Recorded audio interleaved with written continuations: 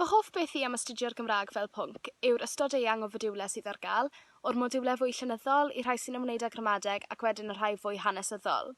Fy hoff pwnc i o fewn y cwrs yw'r elfen fwy hanesyddol sy'n canolbwyntio ar ddatblygiad yr iaith Gymraeg a'r deddfau iaith sydd wedi sicrhau'r hawliau sydd gyda ni i ddefnyddio'r iaith heddiw.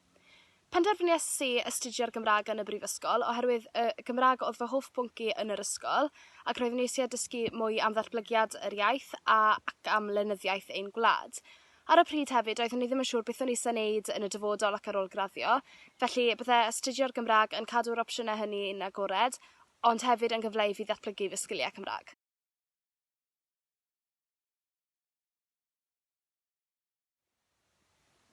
Fy nghyngor i yn syml ar gyfer unrhyw un sy'n meddwl mynd i astudio'r Gymraeg yw ewch amdani. Does dim byd ych chi golli ac mae yna gymaint o gyfleoedd ar gael wrth astudio'r Gymraeg.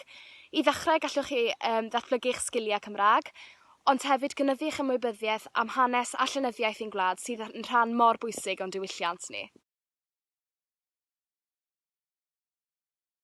Rwy'n credu mae'r peth gorau am yr iaith Gymraeg yw ei bod hi'n unigryw i Gymru ac i ni sydd yn ei siarad hi. Mae medru siarad ac ysgrifennu Cymraeg a meddu ar sgiliau Cymraeg yn gyfan gwbl yn gymaint o fonws yn enwedig wrth ymgeisio am swyddi ac mae meddu ar sgiliau Cymraeg yn rhywbeth sy'n hanfodol ar gyfer cymaint o swyddi erbyn heddiw.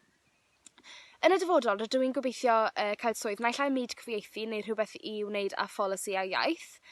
Rwy'n teimlo fod fy nghwrs gradd wedi bod yn ddefnyddiol tu hwnt wrth ystyried y gyrfaoedd hyn, oherwydd rydw i wedi dilyn modiwlau cyfieithu, felly wedi ymarfer a chael profiad o gyfieithu ar lefelau gwahanol.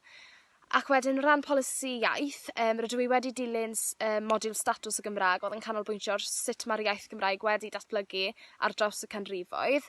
A blwyddyn nesaf rydw i wedi penderfynu dilyn modiwl sef Cymru y gyfraith a'r datganoli. Ac felly bydd hyn yn ehangu fy ymwybyddiaeth i o bolisïau iaith cyfredol ymhellach.